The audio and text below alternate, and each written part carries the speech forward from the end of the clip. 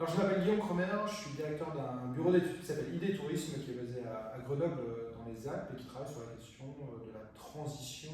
et de la prospective du tourisme.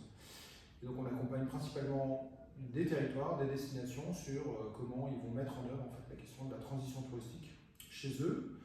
Et on accompagne aussi des acteurs privés, des hébergeurs, des startups, pour essayer en fait, de les aider à se développer et à avancer. C'est une petite boîte qui fait 2 personnes, pour l'instant 3 bientôt, je l'espère. Et là, dans le cadre de l'événement, on anime les différentes plénières pour justement, étant donné qu'à la fois on connaît les sujets en fait, liés à l'adaptation au changement climatique, et vu que j'aime bien prendre la parole en public, ça me permet d'interagir avec l'ensemble des acteurs. Nous, forcément, en accompagnant des destinations,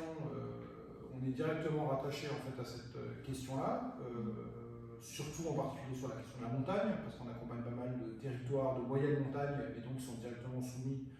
à la question de la vulnérabilité par rapport à l'enneigement, pour essayer justement de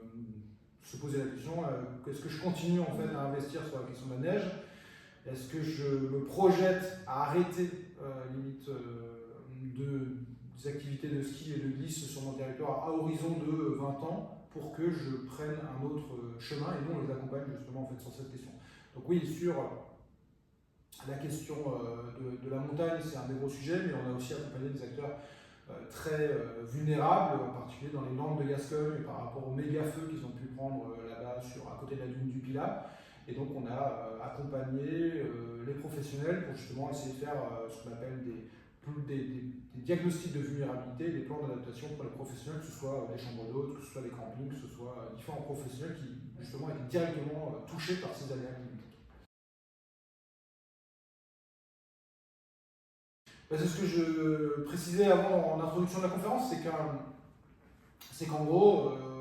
on le sait aujourd'hui, et les études l'ont montré, c'est qu'en gros, si on n'investit pas tout de suite sur la question en fait, de l'adaptation au changement climatique, le surcoût derrière en fait, pour à la fois les entreprises, parce qu'ils vont devoir résoudre des problèmes liés aux aléas climatiques, et ben, ça pourrait peser de 5 à 20 fois plus que ce que c'est combien ça coûte en fait pour une entreprise par exemple pour un territoire. Et donc l'inaction a vraiment un coût et va être de plus en plus lourd à assumer parce que justement les aléas climatiques vont être de plus en plus fréquents et lourds à gérer en fait, pour les acteurs, surtout ceux qui ne sont pas préparés en fait, par rapport à tout ça. Il n'y en a pas 36 000, c'est pas forcément un truc qu'on voit beaucoup en termes d'opportunités par rapport aux aléas climatiques.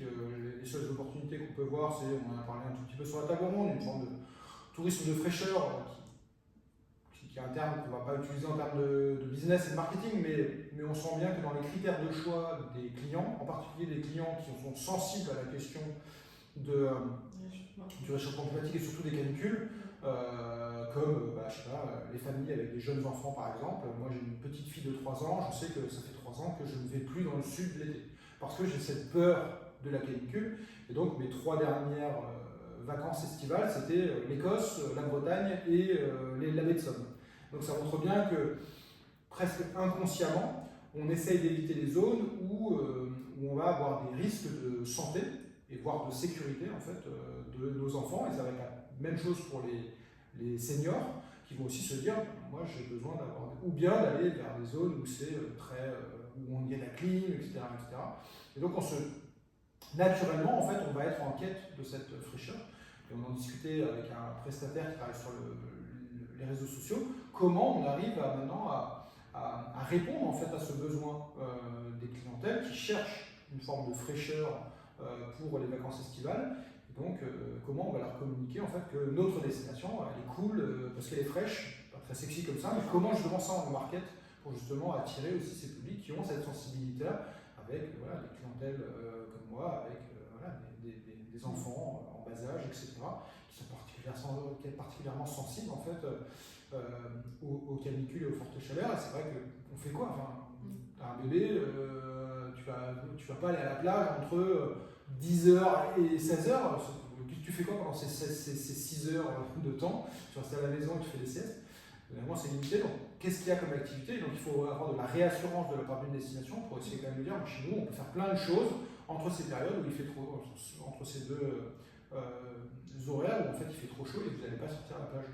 Et donc là, il y a tout un travail de retravail de l'offre avec les acteurs de territoire. Ça va être crucial, clairement.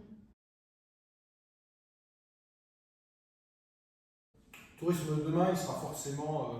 à intégrer fortement en fait, les enjeux de développement durable. Ce sera même pas, on parlera plus de tourisme durable, ce sera une espèce de poncif naturel. Le tourisme sera forcément durable parce que sinon il ne pourra pas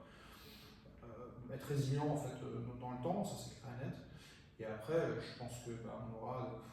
plein de nouvelles problématiques. Je pense que vu les nouveaux imaginaires autour de la technologie aujourd'hui, je pense que vont nous amener à amener de plus en plus de techno aussi là-dedans. Et en fait, on aura une espèce de dissonance entre ce côté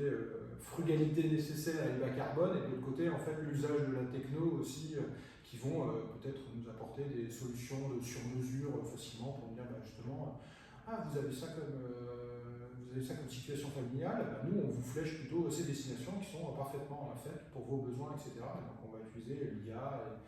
et toutes ces données-là. Et en même temps, peut-être que sur place après, on va consommer de manière plus frugale avec des hébergements très adaptés par rapport aux aléas climatiques pour qu'on prenne pas de risques, etc. Donc on aura, à mon avis, un espèce de truc bicéphale comme ça entre l'usage de la techno et le côté frugal, et ça va se jouer un peu entre les deux et ça va être batailler un peu avec notre dissonance cognitive là-dessus.